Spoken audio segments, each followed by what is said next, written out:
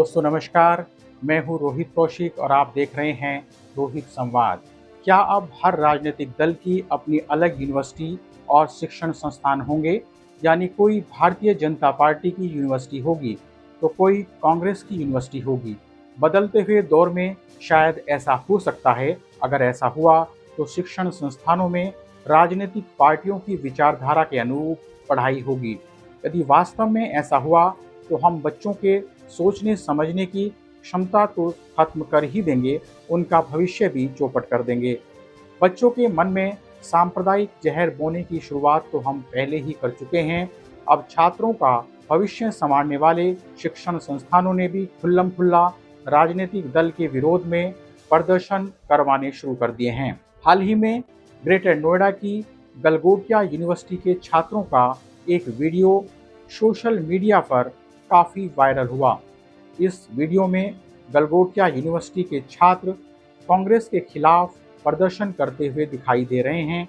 दरअसल गलगोटिया यूनिवर्सिटी के छात्रों ने कांग्रेस के मैनिफेस्टो और कांग्रेस की विरासत कर की मंशा के विरोध में कांग्रेस मुख्यालय तक विरोध मार्च निकाला था।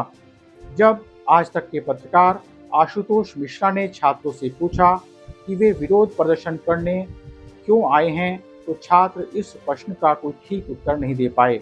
उन्हें यह पता ही नहीं चला कि जिस विरोध प्रदर्शन में वे शामिल हो रहे हैं वह किस लिए किया जा रहा है।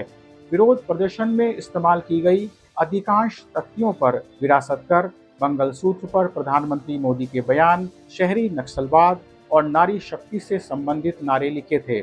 लेकिन छात्र इन तख्तियों पर लिखे गए नारों को भी ठीक तरीके से नहीं पढ़ पाए। एक छात्र ने कहा कि वे कांग्रेस मैनिफेस्टो के खिलाफ प्रदर्शन करने आए हैं। जब उससे पूछा गया कि मैनिफेस्टो में ऐसा क्या है, तो छात्र ने कहा कि इसकी जानकारी हमें नहीं है। सवाल यह है कि जब गलगोटिया यूनिवर्सिटी के छात्रों को विरोध प्रदर्शन का मुद्दा ही नहीं पता था, तो उन्हें कांग्रेस मुख्यालय में किसने भेजा था? जाहिर है कि छात्रों को जबरदस्ती कांग्रेस के खिलाफ प्रदर्शन करने के लिए भेजा गया। यह जांच का विषय है कि इसमें गलगोटिया यूनिवर्सिटी के मैनेजमेंट का कितना हाथ है और किसने यह साजिश कर यूनिवर्सिटी के छात्रों को कांग्रेस के खिलाफ प्रदर्शन के लिए वहां भेजा। स्पष्ट है, यूनिवर्सिटी के मैनेजमेंट और शिक्षकों ने छात्रों को प्रदर्शन में शामिल होने का निर्देश दिया होगा। इस निर्देश के तहत ही छात्रों के दिल में कांग्रेस के खिलाफ बातें भरी गई होंगी। क्या किसी भी शिक्षण संस्थान के मैनेजमेंट और शिक्षकों का यह व्यवहार उनकी गरिमा के अनुरूप है?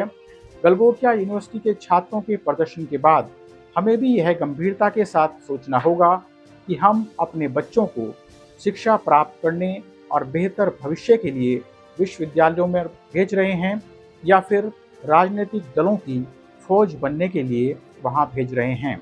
यह सही है कि छात्र राजनीति से ही संघर्ष कर अनेक छात्र बड़े राजनेता बने हैं, लेकिन उस छात्र राजनीति का स्वरूप लोकतांत्रिक था।